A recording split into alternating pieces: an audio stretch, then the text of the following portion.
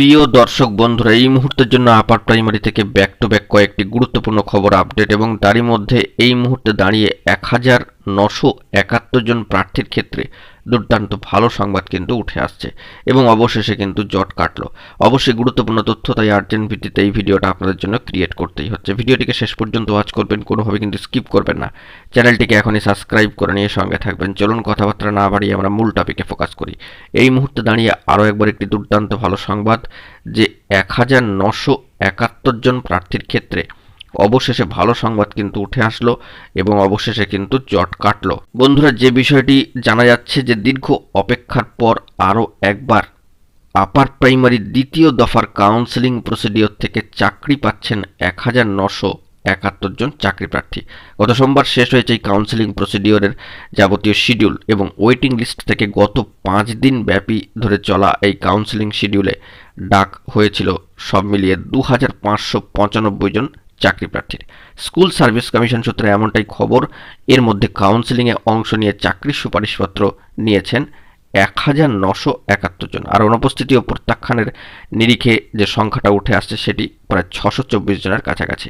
অর্থাৎ ডাক পেয়েও কাউন্সেলিংয়ে আসেননি এমন বহু প্রার্থী কিন্তু রয়েছেন এবং এসেছেন কিন্তু পছন্দসই স্কুল না পাওয়ার জন্য তারা চাকরি নেননি এমনও প্রার্থী রয়েছে।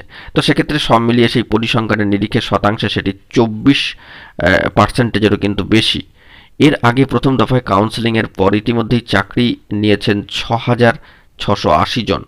এই দু দফা মিলিয়ে কার্যত সুপারিশপত্র নিয়েছেন মোট পরিসংখ্যান অনুযায়ী 8651 জন। মেধা তালিকায় অন্তর্ভুক্ত হয়েছেন 13,966 জন প্রার্থী। ঘোষিত শূন্য পদের সংখ্যাও কিন্তু 14,339টি। আপনারা প্রথম থেকেই সেই বিষয়টি জানেন। তো পশ্চিমবঙ্গ আপার প্রাইমারি চাকরি প্রার্থী মঞ্চের সম্মানীয় সভাপতি সুশান্ত ঘোষ মহাশয় বলেন, এত সংখ্যক প্রার্থী অনুপস্থিত থাকছেন এবং প্রত্যাখ্যান করছেন, ফলে কমিশনের কাছে অবিলম্বে মেধা তালিকায় অন্তর্ভুক্ত অপেক্ষমান প্রার্থীদের তৃতীয় দফার কাউন্সেলিংয়ের দাবি জানাচ্ছি। কমিশন সূত্রে খবর, প্রায় 1 মাসের মাথাতেই দু দফার কাউন্সেলিং সম্পন্ন হয়েছে। যতটা দ্রুততার সঙ্গে কাউন্সেলিং করা সম্ভব তা করা হচ্ছে। কোন ক্যাটাগরিতে কোন পদে কোন বিষয়ে কত আসন ফাঁকা রয়ে গেল তা খতিয়ে দেখে আবার কাউন্সেলিং করা হবে, তবে তা জানুয়ারির আগে কিন্তু নয়। বন্ধুরা, এই বিষয়ে আপনাদেরকে অগ্রিম জানিয়ে রেখেছিলাম যে প্রথম কাউন্সেলিং সম্পন্ন হওয়ার পরে প্রায় এক সপ্তাহের কাছাকাছি একটা ডিউরেশন ছিল। তারপরে আবারও সেকেন্ড কাউন্সেলিং এমন একটা সময় শেষ হলো, শিডিউল 23 তারিখ, সেখান থেকে আরও 7টা দিনের কিন্তু একটা ডিউরেশন দরকার। অন্তত কোন পদ কোন ক্যাটাগরি কোন বিষয়ে কত আসন ফাঁকা রয়েছে সেগুলো একটা খতিয়ান যাবতীয় বিষয় দেখে নেওয়ার জন্য।